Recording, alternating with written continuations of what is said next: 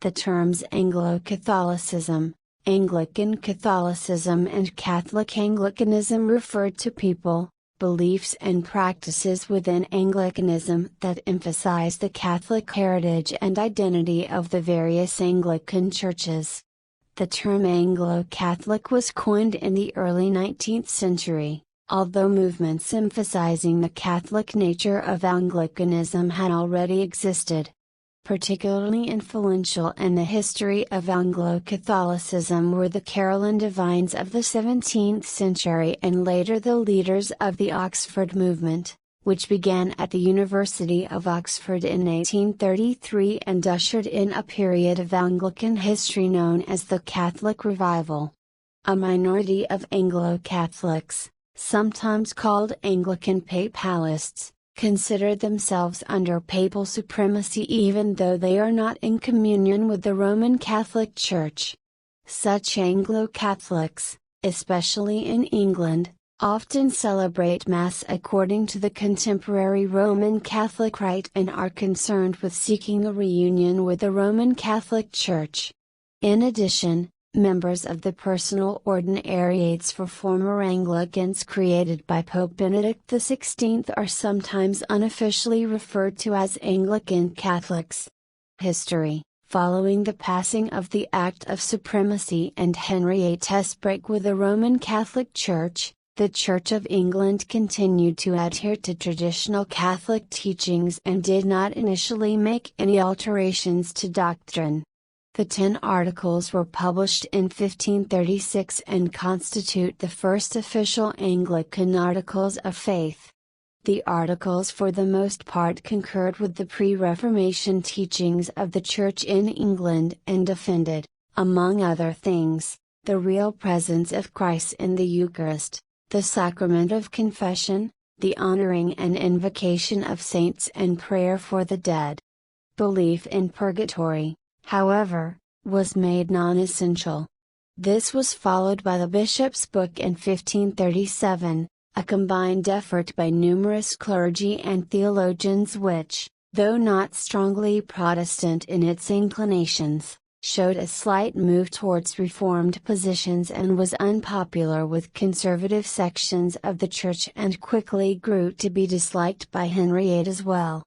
The 6 Articles, released 2 years later, moved away from all Reformed ideas and strongly affirmed Catholic positions regarding matters such as transubstantiation and Mass for the dead. The King's Book, the official article of religion written by Henry in 1543, likewise expressed Catholic sacramental theology and encouraged prayer for the dead. A major shift in Anglican doctrine came in the reign of Henry's son, Edward VI, who repealed the 6 Articles and under whose rule the Church of England became more identifiably Protestant. Though the Church's practices and approach to the sacraments became strongly influenced by those of continental reformers, it nevertheless retained Episcopal Church structure. The Church of England was then briefly reunited with the Roman Catholic Church under Mary, before separating again under Elizabeth I. The Elizabethan religious settlement was an attempt to end the religious divisions among Christians in England, and is often seen as an important event in Anglican history, ultimately laying the foundations for the via media concept of Anglicanism. The nature of early Anglicanism was to be of great importance to the Anglo-Catholics of the 19th century, who would argue that their beliefs and practices were common during this period and were inoffensive to the earliest members of the Church of England. Carolyn Divines. The Carolyn Divines were a group of influential Anglican theologians active in the 17th century who opposed Calvinism and Puritanism and stressed the importance of episcopal polity, apostolic succession and the sacraments. The Carolyn Divines also favored elaborate liturgy, in some cases favoring the liturgy of the pre-Reformation Church, and aesthetics. Their influence saw a revival in the use of images and statues in churches. The leaders of the Anglo-Catholic revival in the 19th century would draw heavily from the works of the Carolyn Divines. Oxford Movement. The modern Anglo-Catholic movement began with the Oxford movement in the Victorian era, sometimes termed Tractarianism. In the early 19th century, various factors caused misgivings among English church people, including the decline of church life and the spread of unconventional practices in the Church of England. The British government's action in 1833 of beginning a reduction in the number of Church of Ireland bishoprics and archbishoprics inspired a sermon from John Keble in the University Church in Oxford on the subject of national apostasy. This sermon marked the inception of what became known as the Oxford Movement. The principal objective of the Oxford movement was the defense of the Church of England as a divinely founded institution, of the doctrine of apostolic succession and of the Book of Common Prayer as a rule of faith. The key idea was that Anglicanism was not a Protestant denomination but a branch of the historic Catholic Church, along with the Roman Catholic Church and the Eastern Orthodox churches. It was argued that Anglicanism had preserved the historical apostolic succession of priests and bishops and thus the Catholic sacraments. These ideas were promoted in a series of 90 tracts for the Times. The principal leaders of the Oxford movement were John Keble, John Henry Newman and Edward Vray Pusey. The movement gained influential support, but it was also attacked by the latitudinarians within the University of Oxford and by bishops of the Church. Within the movement there gradually arose a much smaller group which tended towards submission to the supremacy of the Roman Catholic Church. In 1845 the university censured the ideal of the Christian Church and its author, Ideal Ward, the pro-Roman Catholic theologian W. G. Ward.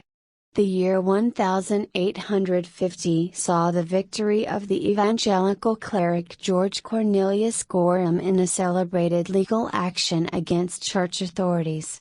Consequently, some Anglicans of Anglo-Catholic churchmanship, including John Henry Newman, were received into the Roman Catholic Church, while others, such as Mark Pattison, embraced latitudinarian Anglicanism, and yet others, such James Anthony Froude, became skeptics. The majority of adherents of the movement, however, remained in the Church of England and, despite hostility in the press and in government, the movement spread. Its liturgical practices were influential, as were its social achievements, including its slum settlements, and its revival of male and female monasticism within Anglicanism. Recent developments. Since at least the 1970s, Anglo-Catholicism has been dividing into two distinct camps, along a fault line which can perhaps be traced back to Bishop Charles Gore's work in the 19th century. The Oxford movement had been inspired in the first place by a rejection of liberalism and latitudinarianism in favor of the traditional faith of the Church Catholic, defined by the teachings of the Church Fathers and the common doctrines of the historical Eastern and Western Christian churches. Until the 1970s, therefore, most Anglo-Catholics rejected liberalizing developments such as the conferral of holy orders on women. Present-day traditionalist Anglo-Catholics seek to maintain tradition and to keep Anglican doctrine in line with that of the Roman Catholic and Eastern Orthodox churches. They often ally themselves with evangelicals to defend traditional teachings on sexual morality. The main organization in the Church of England that opposes the ordination of women, Forward in Faith, is largely composed of Anglo-Catholics. Gore's work, however, bearing the mark of liberal Protestant higher criticism, paved the way for an alternative form of Anglo-Catholicism influenced by liberal theology. Thus in recent years many Anglo-Catholics have accepted the ordination of women, the use of inclusive language in Bible translations and the liturgy, and progressive attitudes towards homosexuality and the blessing of same-sex unions. Such Anglicans often referred to themselves as liberal Catholics. The more progressive or liberal style of Anglo Catholicism is represented by affirming Catholicism and the Society of Catholic Priests. A third strand of Anglican Catholicism criticizes elements of both liberalism and conservatism, drawing instead on the 20th century Roman Catholic Nouvelle Theology, especially on Rita Lubac. John Milbank and others within this strand have been instrumental in the creation of the ecumenical, though predominantly Anglican and Roman Catholic, movement known as Radical Orthodoxy. Some traditionalist Anglo-Catholics have left official Anglicanism to form continuing Anglican churches such as those in the Anglican Catholic Church and Traditional Anglican Communion.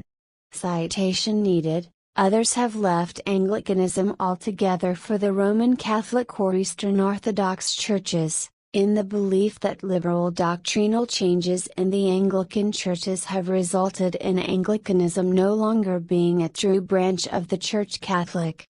Anglican Ordinariate's main article, Anglican Ordinariate, in late 2009 with the publication of the Apostolic Constitution Anglicanorum Cedibus, traditionalist Anglicans were invited into unity with the Holy See. This action was in response to requests from various groups of Anglicans around the world to be received into full communion with the Holy See while retaining liturgical, musical, theological and other aspects of the Anglican patrimony. An apostolic constitution is the highest level of papal legislation and is not time-limited. In other words, groups of Anglicans may apply for reception by the Holy See at any time and enter into what are termed Anglican Ordinariates, that is, regional groupings of Anglican Catholics which come under the jurisdiction of an ordinary, that is a bishop or priest appointed by Rome to oversee the community, which, while being in a country or region which is part of the Latin Rite of the Roman Catholic Church, retains aspects of the Anglican patrimony, for example married priests, traditional English choral music and liturgy. Some have drawn parallels with the Eastern Catholic churches, but though there are some commonalities, Anglican Ordinariates are intended to be part of the Western or Latin Rite of the Roman Catholic Church, as they had been before the breach with Rome following the reign of Mary I of England. The first Anglican Ordinariate, known as the Personal Ordinariate of Our Lady of Walsingham, was established on January 15, 2011 in the United Kingdom. The second Anglican Ordinariate, known as the Personal Ordinariate of the Chair of St. Peter, was established on January 1, 2012, in the United States.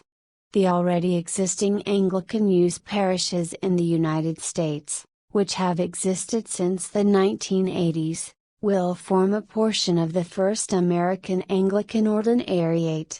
These parishes are already in communion with Rome and use modified Anglican liturgies approved by the Holy See. They will be joined by other groups and parishes of Episcopalians and some other Anglicans.